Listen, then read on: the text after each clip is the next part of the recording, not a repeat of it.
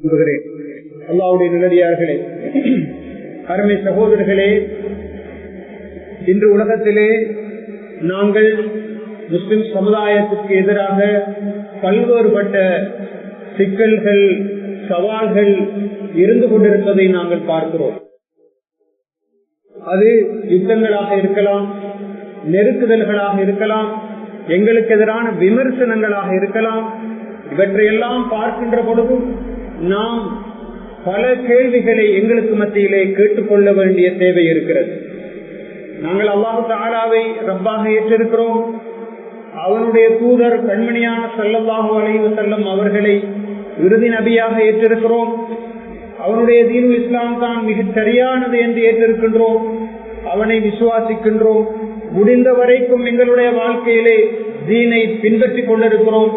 அப்படி இருந்தும் இந்த உலகத்திலே ஏன் இவ்வளவு பெரிய பிரச்சனைகள், ஏன் இவ்வளவு பெரிய அழிவுகள் என்றெல்லாம் நாங்கள் யோசிக்கலாம். அல்லாஹ்வுடைய நல்லடியார்களே, 200 கோடிக்கு மேற்பட்ட முஸ்லிம்கள் உலகத்திலே வாழுகிறார்கள். சுமார் 52க்கு மேற்பட்ட இஸ்லாமிய நாடுகள் உலகத்திலே இருக்கின்றன. இஸ்லாமிய உலகத்திலே இல்லாத வளம் இல்லை என்ற அளவுக்கு எல்லா வளங்களையும் அல்லாஹ் தஆலா கொடுத்து வைத்திருக்கிறார். அது இயற்கை வளமாக இருக்கலாம், மனித நேச்சுரல் ரிசோர்ஸ் என்று நாங்கள் சொல்லுகின்ற இயற்கை வளங்கள், ஹியூமன் ரிசோர்ஸ் எனப்படுகின்ற மனித வளங்கள் எல்லாம் இஸ்லாமிய உலகத்திலே இருந்தும் கூட ஏன் இவ்வளவு பெரிய ஒரு பயங்கரமான ஒரு சூழ்நிலை முஸ்லிம்களுக்கு ஏற்பட்டிருக்கிறது என்று நாங்கள் சிந்திக்கலாம். அல்லாஹ்வுடைய நல்லடியார்களே, மீடியாவை நாங்கள் பார்க்கின்ற பொழுது பலஸ்தீனிலே, காசாவிலே எவ்வளவு பெரிய ஒரு அநியாயம், அட்டூழியம் அரங்கேறிக் கொண்டிருக்கிறது என்பதை நாங்கள் பார்க்கிறோம். இதுவரைக்கும் சுமார் 12,000க்கும் அதிகமானவர்கள் 40 நாட்களுக்குள் கொலை செய்யப்பட்டிருக்கிறார்கள். பெண்களும் சிறுவர்களும் தான் அதிகமாக இருக்கிறார்கள்.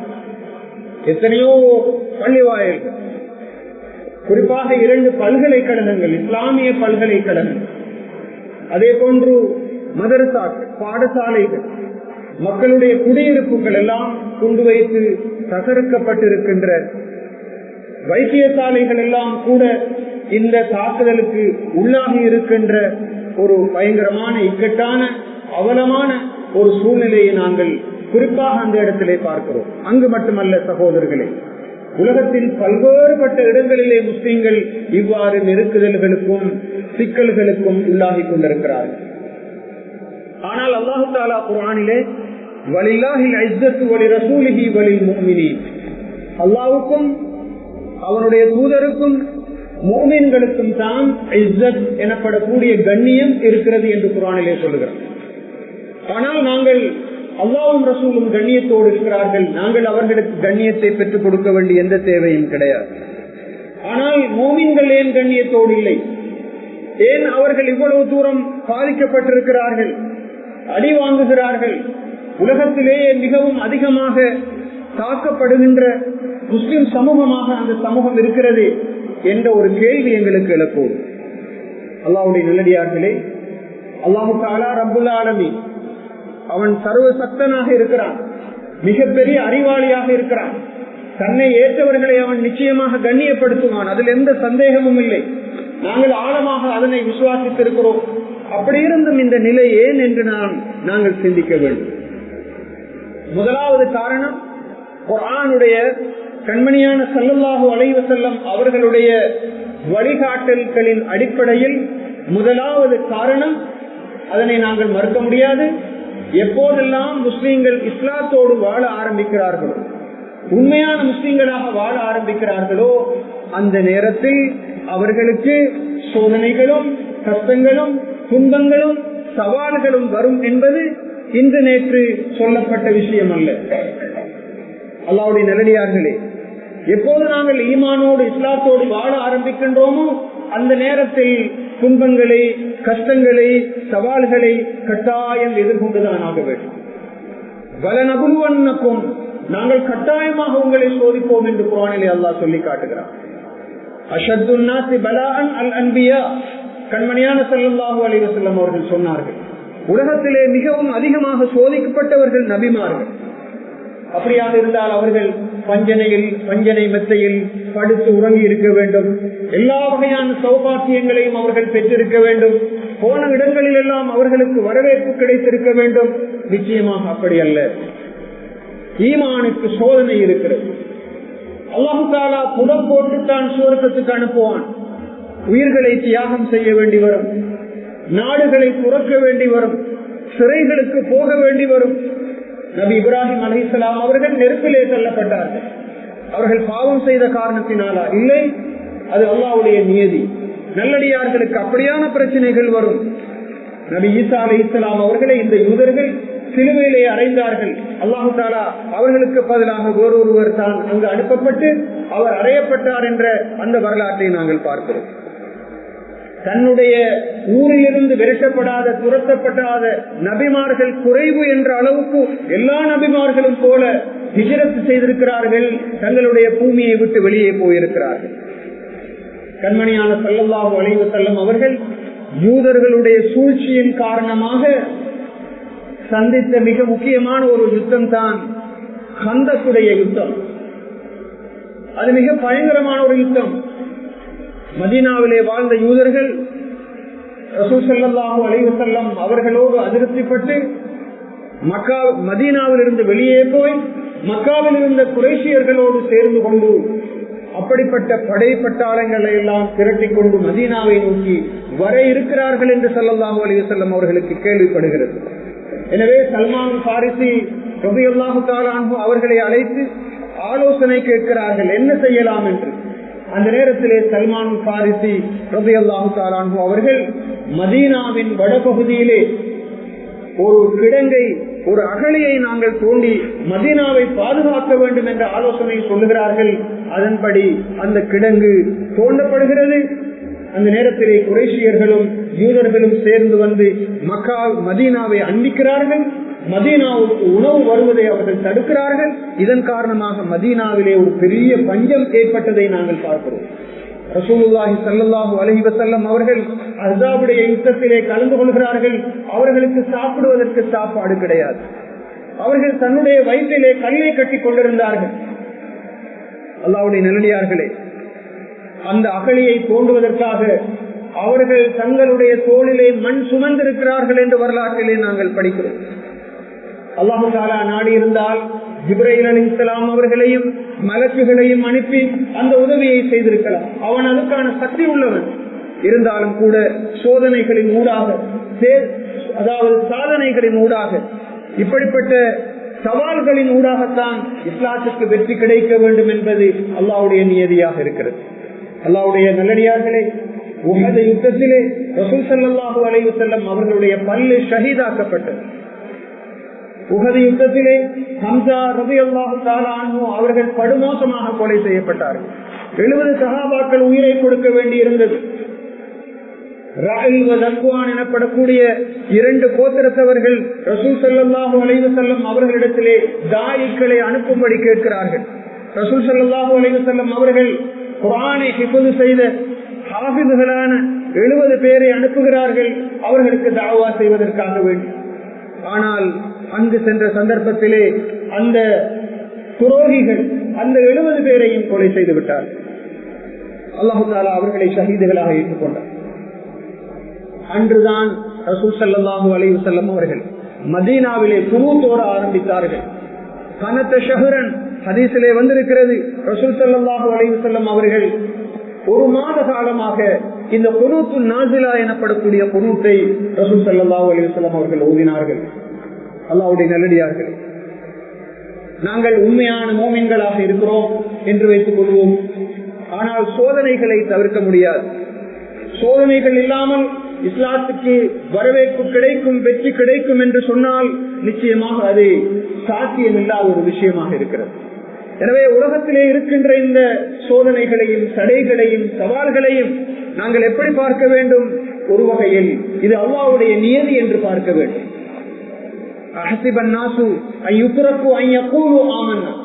மனிதர்கள் நினைத்துக் கொண்டிருக்கிறார்களா அவர்கள் சுவர்க்கத்துக்கு நுழைய முடியும் என்று? அவர்கள் ஈமான் கொண்டு விட்டதாக நினைத்துக் கொண்டிருக்கிறார்கள். சுவர்க்கத்திலே நுழைய முடியும் என்று நினைத்துக் கொண்டிருக்கிறார்கள். அவர்கள் சோதிக்கப்படாமல்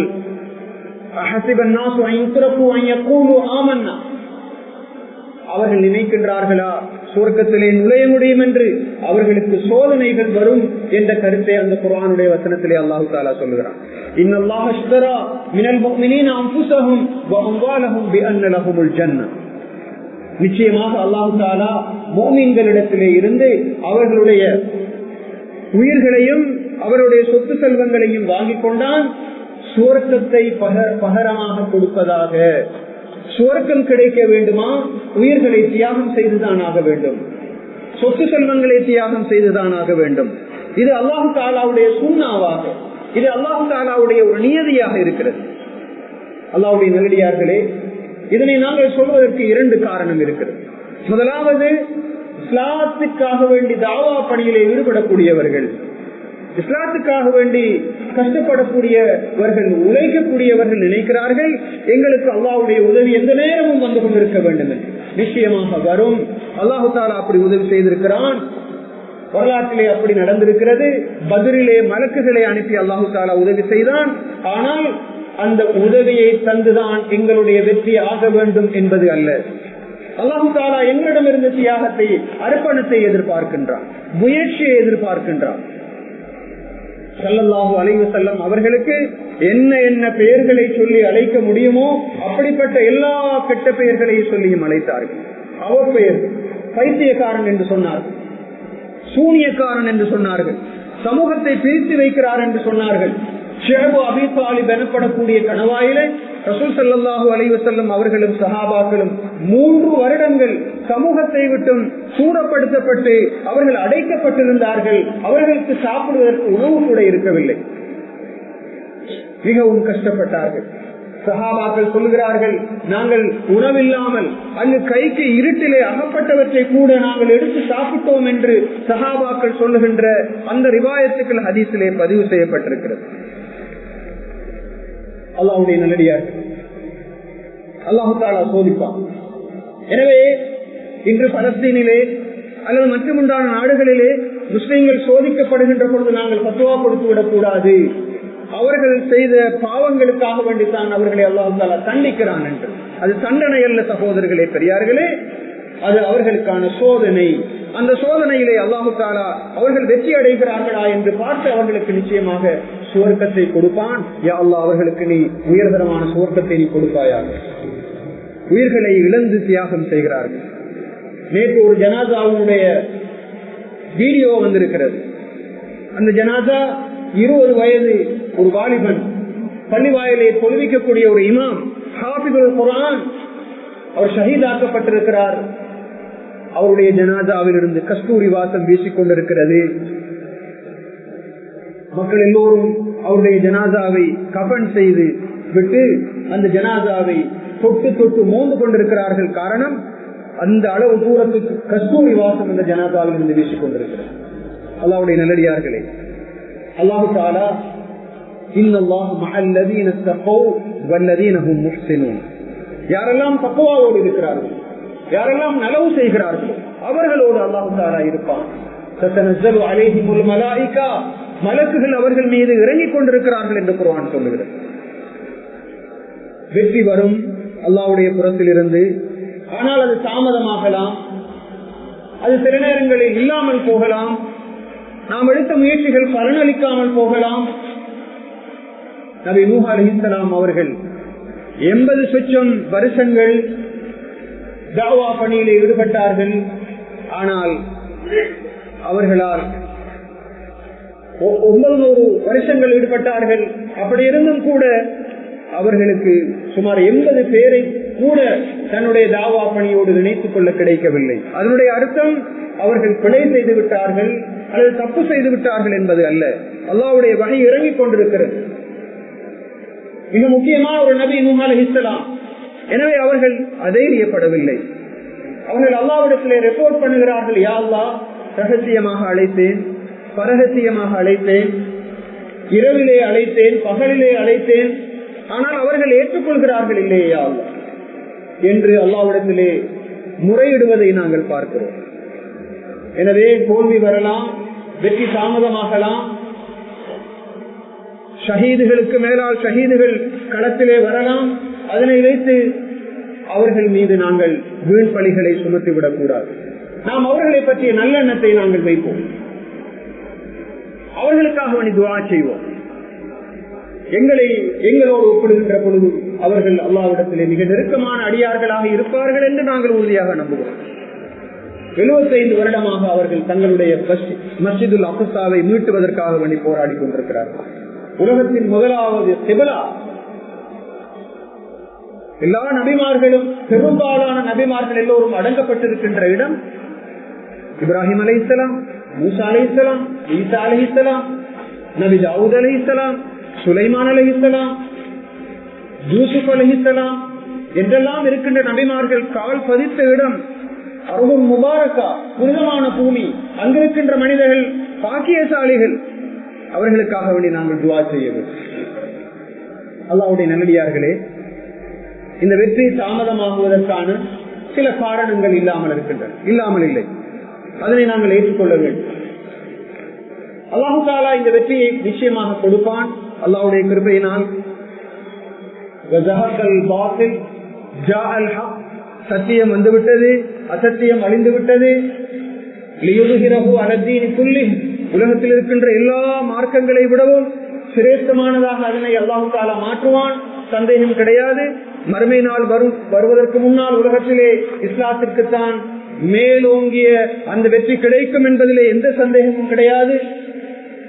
ஆனாலும் சகோதரர்களே, சில நிபந்தனைகள் இருக்கின்றன, சில கண்டிஷன்ஸ் இருக்கின்றன. அந்த நிபந்தனைகளை நாங்கள் எல்லோரும் பூர்த்தி செய்ய வேண்டும். வெற்றி வரும், சாதனைகளை ஈட்டலாம், உலகத்திலே மக்கள் இஸ்லாத்தை தழுவுவார்கள், உலகத்திலே இஸ்லாத்துக்கு ஜெயம் கிடைக்கும். ஆனால் சில வகையான நிபந்தனைகளை அல்லாஹ் தஆலா குர்ஆனிலே சொல்லி இருக்கிறார். அந்த நிபந்தனைகளை நாங்கள் பூர்த்தி செய்ய வேண்டும். அது எங்களுடைய பொறுப்பு, பத்துவா கொடுத்துக் கொண்டிருப்பது அல்ல. முதலாவதாக ஈமானுடைய பலம். ஆழமான ஈமான் ஒரு சமுதாயத்தினுடைய அடிப்படையான அஸ்திவாரம். அது எல்லோரிடத்திலும் ஆழமாக இருக்க வேண்டும். வலா தஹினு வலா தஹ்சனு அன்துமுல் அலௌன் இன் குன்தும் முஃமினீன். நீங்கள் பலகீனப்பட்டு விட வேண்டாம், கவலைப்பட்டு விட வேண்டாம், நீங்கள் தான் சிரேஷ்டமானவர்கள், நீங்கள் மூமின்களாக இருந்தால் என்று அல்லாஹ் தஆலா சொல்லுகிறார். ஒரு நிபந்தனை, ஆழமான ஈமான் இருக்க வேண்டும். அல்லாஹ்வுடைய இடத்திலே யாரையும் வைக்கக்கூடாது. அவன் மட்டுமே சக்தி உள்ளவன், அவன் மட்டும்தான் அறிவாளி, அவனை மட்டுமே வணங்க வேண்டும், அவன் தான் இந்த பிரபஞ்சத்தின் நாயகன். எந்த ஷிருக்கும் வைக்கக்கூடாது. ஆழமான ஈமான் இருக்க வேண்டும். கியாமத்திலே நம்பிக்கை, அல்லாஹ்விலே நம்பிக்கை, இது ஆழமாக இருப்பது முதலாவது நிபந்தனை. எல்லோரிடத்திலும் அது தேவைப்படுகிறது. ஈமான் இருக்கின்ற இடத்திலே வெற்றி வரும் நிச்சயமாக.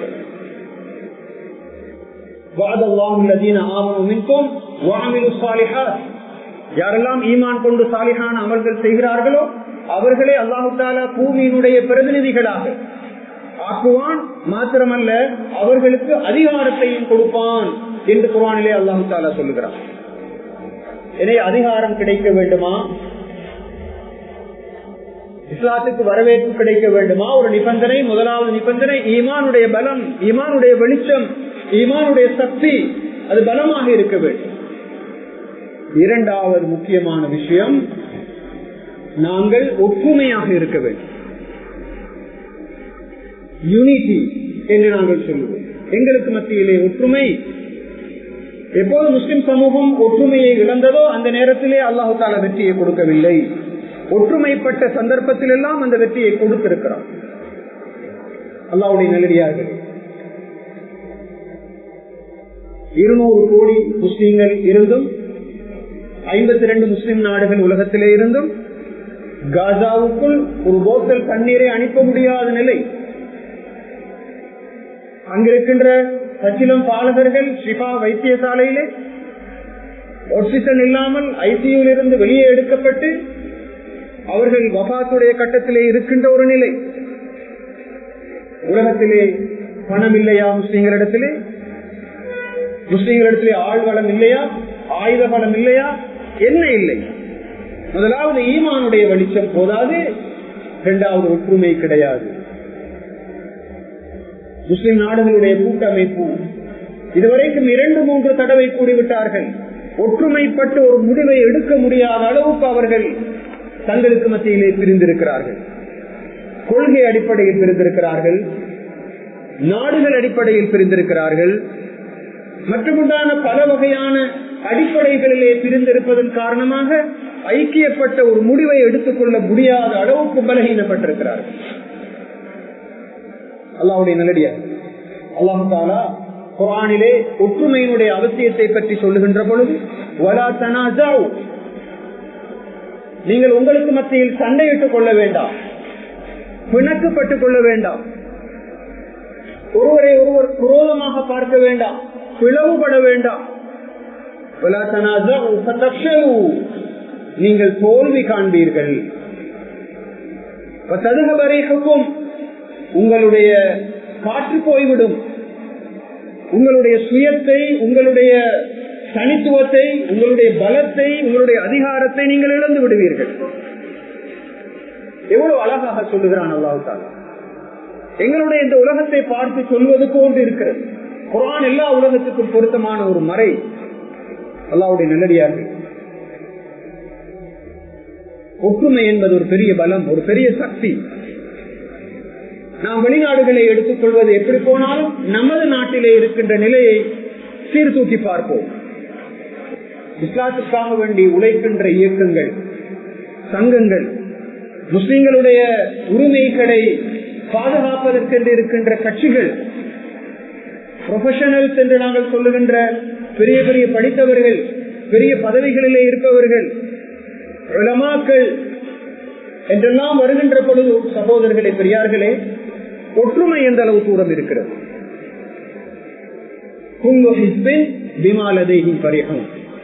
ஒவ்வொரு கூட்டத்தவர்களும் தங்களுடைய ஒவ்வொரு கட்சியினரும் தங்களிடத்திலே இருக்கிறதை வெற்றி பெருமைப்பட்டுக் கொண்டு அகம்பாவப்பட்டுக் கொண்டிருக்கிறார்கள்.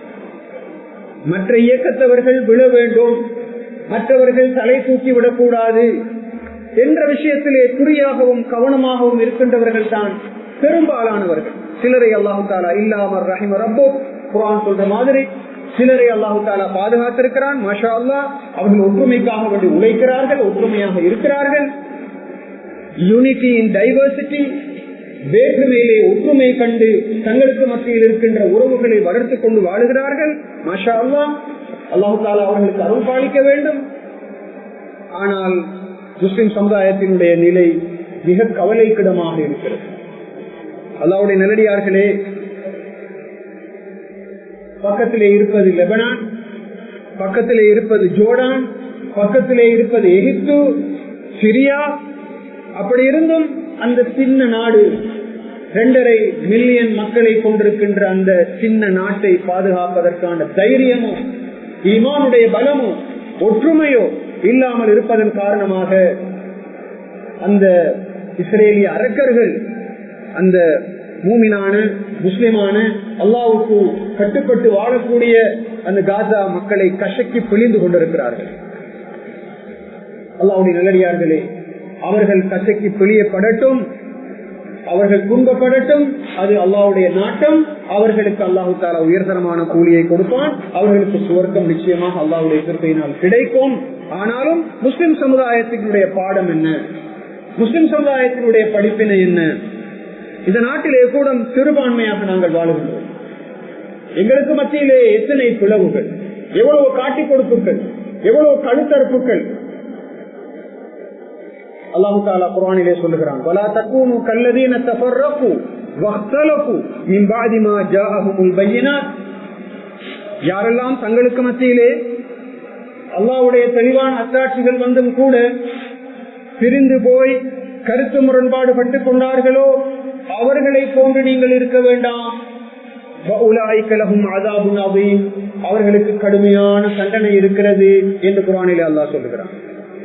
சமூகத்தை பிரிப்பவர்கள், போர் சொல்பவர்கள், புறம் சொல்பவர்கள், சின்ன சின்ன தவறுகளை எல்லாம் பெரிதுபடுத்திக் கொண்டிருப்பவர்கள், மன்னிக்க தெரியாதவர்கள், அப்படியானவர்களால் தான் இப்படிப்பட்ட பிளவுகள் அதிகரித்துக் கொண்டிருக்கின்றன. ஆங்கிலத்திலே சொல்லுவார்கள், நோ ஒன் இஸ் பெர்ஃபெக்ட். உலகத்திலே இருக்கின்ற யாரும் முழுமையானவர்கள் அல்ல. எல்லோரிடத்திலும் அரைகுறையான தன்மை இருக்கவே செய்யும். எனவே நான் யோசிக்க வேண்டும், என்னிடத்திலே குறை இருக்கிறது, மற்றவரிடத்திலே நிறை இருக்கிறது. நிறை யாரிடத்திலே இருக்கிறதோ அவரை நான் உதவிக்கு அழைத்துக் கொள்ள வேண்டும் என்ற அந்த உணர்வு எங்களிடத்திலே வருகின்ற பொழுது நிச்சயமாக முஸ்லிம் சமுதாயம் பலப்பட்டதாக இருக்கும் என்பதிலே எந்த சந்தேகமும் கிடையாது. அல்லாஹ் தஆலா குர்ஆனிலே சொல்கிறான், ஃபலா தர்ஜிஊ, ஸல்லல்லாஹு அலைஹி வஸல்லம் அவர்கள் சொன்னார்கள், குஃபாரன் பஅதி யضربு பஅதுக்கும் ரிகாப பஅதி, எனக்கு பிறகு உங்களில் சிலர் இன்னும் சிலரை பரஸ்பரம் கொலை செய்து கொள்கின்ற காவிர்களாக நீங்கள் மாறிவிட வேண்டாம் என்று ஸல்லல்லாஹு அலைஹி வஸல்லம் அவர்கள் சொன்னார்கள். ஸல்லல்லாஹு அலைஹி வஸல்லம் சொன்ன ஒரு முக்கியமான ஹதீஸ், நீங்கள் 2 பேர் சண்டையிட்டுக் கொள்கின்ற சந்தர்ப்பத்திலே அந்த 2 பேரையும் நீங்கள் சமாதானப்படுத்துங்கள். ஏனென்றால் 2 பேருக்கு மத்தியில் இருக்கின்ற பிளவு அல்லது மனக்கசப்பு அல்லது அவர்களுடைய பிரிவினை என்பது என்றால் 2 பேருக்கு மத்தியிலே பிளவு இருப்பதானது சிரைத்துவிடும், மொட்டையடித்துவிடும் என்று சொன்னார்கள். மொட்டையடிப்பது என்றால் என்ன? ஸல்லல்லாஹு அலைஹி வஸல்லம் அவர்கள் விளக்கம் சொல்லுகிறார்கள், தலையை மொட்டையடிப்பதை நான் சொல்லவில்லை, மார்க்கத்தையே மொட்டையடித்து விடும் என்று சொன்னார்கள். இன்று மார்க்கம் மொட்டையடிக்கப்பட்டிருக்கிறது. மார்க்கத்துக்கு வரவேற்பு கிடையாது. மார்க்கம் தப்பாக பார்க்கப்படுகிறது. அந்த மார்க்கத்தை பின்பற்றக்கூடிய முஸ்லிம்கள் ஏறி மிதிக்கப்படுகிறார்கள். அதற்கான காரணம் என்ன? எங்களுக்கு மத்தியிலே நல்லிணக்கம் கிடையாது, பீஸ் கிடையாது, ரீகன்சிலியேஷன் கிடையாது. எங்களுக்கு மத்தியிலே ஒற்றுமை இல்லை. ஒற்றுமையை வளர்ப்பதற்கு எத்தனையோ ஏற்பாடுகள் இஸ்லாத்திலே இருக்கின்றன. சலாம் சொல்லிக் கொள்ளுங்கள், சந்தித்தால் தெரிந்தவருக்கும் தெரியாதவருக்கும் சலாம் சொல்ல வேண்டும். கியாமத்தினுடைய அடையாளங்களிலே ஒன்று தெரிந்தவர்களுக்கு மட்டும் சலாம் சொல்லுவது ஸல்லல்லாஹு அலைஹி வஸல்லம் அவர்கள் சொன்ன ஹதீஸ். அப்துஸ் சலாம், சலாத்தை நீங்கள் பரப்புங்கள், ஹதீஸிலே வருகிறது. சலாம் சொல்லுவதன் மூலமாக ஐக்கியத்தை வளர்க்க முடியும். கூட்டு தொழுகை, ஜமாத்துடைய தொழுகை ஏன் பரலி கிஃபாயாவாக மாற்றப்பட்டிருக்கிறது? எல்லோரும் தோளோடு தோள் நின்று உறுதியாக கருத்து வேறுபாடுகளை மறந்து சஃபிலே ஐக்கியப்பட்டு நின்று எனது ஒற்றுமையை பலப்படுத்த வேண்டும் என்ற நோக்கத்தோடு. உன்னுடைய சகோதரனுடைய முகத்தை பார்த்து புன்முறுவல் பூப்பது கூட சதகா என்று ஸல்லல்லாஹு அலைஹி வஸல்லம் அவர்கள் சொன்னார். தன்னுடைய இயக்கத்தை, தன்னுடைய சங்கத்தை சேர்ந்தவன், தனக்கு அறிமுகமானவனுக்கு மாத்திரம்தான் புன்முறுவல் என்றால் அது ஒற்றுமையினுடைய வடிவம் அல்ல, அது பெருமையினுடைய வடிவம். அதிலே ஒரு கோளாறு இருக்கிறது. அல்லாஹ்வுடைய நல்லடியார்கள், 5 வேளை பள்ளிக்கு வந்து தொழுங்கள், ஜும்மாவுக்காக வேண்டி எல்லா சின்ன சின்ன பள்ளிவாயல்களையும் விட்டுவிட்டு பெரிய பள்ளிவாயலுக்கு வாருங்கள். அதே போன்ற ஹஜ்ஜிலே அரபாவிலே எல்லோரும் உங்களுடைய நிறம், உங்களுடைய மொழி என்பவற்றை எல்லாம் மறந்து, நாடுகளை மறந்து ஒன்று கூடுங்கள் என்று ஏன் சொல்லப்பட்டது? ஏன் பெருநாளுடைய தினத்திலே எல்லோரும் ஒரு மைதானத்திலே ஒன்று கூடுங்கள் என்று ஏன் சொல்லப்பட்டது? ஐக்கியத்தினுடைய அந்த தன்மையை வலியுறுத்துவதற்காக. 2 பேர் சந்தித்துக் கொள்கின்ற பொழுது முசாபஹா செய்வது, கைலாக செய்வது, அல்லாஹ்வுடைய கிருபையினால் ஒற்றுமையாக இருப்பதற்கான எல்லா ஏற்பாடுகளையும் எங்களுடைய தீன் செய்து தந்திருக்கிறது. அல்லாஹ்வுடைய நல்லடியார்கள், எங்காவது 2 பேர் சண்டையிட்டுக் கொண்டிருக்கிறார்கள் என்று கேள்விப்பட்டால் உடனடியாக அந்த சமுதாயத்தில் இருக்கின்ற சமாதானம் செய்வதற்கு தகுதி இருக்கின்ற இவர்கள் முன்வந்து அவர்களுக்கு மத்தியிலே ஒற்றுமையை, ஐக்கியத்தை உண்டு பண்ணுவதற்கு முயற்சிக்க வேண்டும். அது சமூக கடமை. மூமின்களுக்கு மத்தியில் இருக்கின்ற 2 சாரார் சண்டையிட்டுக் கொள்வார்களாக இருந்தார், அந்த 2 பேருக்கு மத்தியிலே சமுதாயமே நீ சமாதானம் செய்து வைப்பாயாக என்று அல்லாஹ் தஆலா சமுதாயத்தை பார்த்து சொல்லுகிறான். சமுதாயத்தின் கடமை. 2 பேருக்கு மத்தியிலே சமாதானம் செய்ய போய் 2 பேரிலே ஒருவர் அத்துமீறுவாராக இருந்தால் நிச்சயமாக அவருக்கு எதிராக ஆயுதமேந்தி போராடுங்கள் என்று அல்லாஹ் தஆலா குர்ஆனிலே கட்டளையிடுகிறார். அல்லாஹ்வுடைய நல்லடியார்களே, ஒற்றுமையாக இருப்பது என்பது ஒரு பெரிய நியாமத், ஒரு பெரிய பாக்கியம். அந்த நியாமத் சிலருக்கு இல்லை. தாய் தகப்பனோடு ஒற்றுமை இல்லை. அங்கிருந்த ஒற்றுமையை நாங்கள் ஆரம்பிப்போம். தன்னோடு கூட பிறந்த சகோதரர்களோடு சகோதரிகளோடு ஒற்றுமை இல்லை. ஒற்றுமை இல்லாத போது அங்கு பிளவும். தாய் தகப்பனோடு உறவு நல்லதாக இல்லை, உறவினர்களோடு உறவு நல்லதாக இல்லை, பக்கத்து வீட்டாரோடு உறவு நல்லதாக இல்லை. இஸ்லாமிய பணியில் ஈடுபடக்கூடிய, இஸ்லாமிய துறையில் ஈடுபடக்கூடிய அவர்கள் எந்த இயக்கமாக இருக்கலாம், அவர்கள் ஏதோ சாதித்துக் கொண்டிருக்கிறார்கள், அவர்களோடு உறவு நல்லாக இல்லை. முஸ்லிம் சமுதாயத்தில் இருக்கின்ற பலரோடு சண்டை சச்சரவு என்றால் அது நியமத்து அல்ல, அது நித்தமத். அது ஒரு பெரிய பிரச்சினை, பெரிய ஒரு முசீபத் என்பதை மறந்துவிடக்கூடாது. அல்லாஹ் தஆலா குர்ஆனிலே சொல்லுகிறார், வذ்குரு நிஅமத்தல்லாஹி அலைக்கும் இذ குன்தும் அஅதாஅன் ஃபஅல்லஃப பைனக்கும் ஃபஅஸ்பஹ்தும் பிநிஅமதிஹி இஹ்வானா. எவ்வளவு அழகாக சொல்லுகிறார். நீங்கள் அல்லாஹ் தஆலா உங்கள் மீது சொரிந்த அருளை நினைத்து பாருங்கள். சஹாபாக்களை பார்த்து சொல்லுகிறான், இது குந்தும் அதா, நீங்கள் எல்லோரும் எதிரிகளாக இருந்தீர்கள். ஹவுஸ் என்றும் ஹஸ்ரஜ் என்றும் மக்கத்து முஸ்லிம் காபிர் என்றும் அல்லது வேறு வேறு குழுக்கள் என்றும் நீங்கள் எல்லோரும் பிரிந்து சண்டையிட்டுக் கொண்டு, இஸ்லாம் வருவதற்கு முன்னால் சின்ன சின்ன விஷயங்களுக்கெல்லாம் சண்டையிட்டுக் கொண்டிருந்தார்கள். அல்லாஹு தஆலா சொல்லுகிறான், வذ்குரு நிஅமத்தல்லாஹி அலைக்கும், அல்லாஹு தஆலா உங்கள் மீது சொரிந்த அருளை ஞாபகப்படுத்துங்கள். இது குந்தும் அதாஅன், நீங்கள் எல்லோரும் எதிரிகளாக இருந்தீர்கள். ஃபஅல்லஃப பைன குலூபிக்கும், உங்களுடைய உள்ளங்களுக்கு மத்தியிலே அல்லாஹு தஆலா பிணைப்பை ஏற்படுத்தினார். அல்லஃப பைன குலூபிக்கும் பைன அஜ்சாதிக்கும் அல்ல, உடம்புகளுக்கு மத்தியில் ஒற்றுமை ஏற்படுத்தவில்லை, உள்ளங்களுக்கு மத்தியில் ஒற்றுமை ஏற்படுத்தினார். அல்லாஹ்வுடைய நல்லடியார்களே, உள்ளங்கள் ஒன்றிணைய வேண்டும், மனதார் இணைக்க வேண்டும்.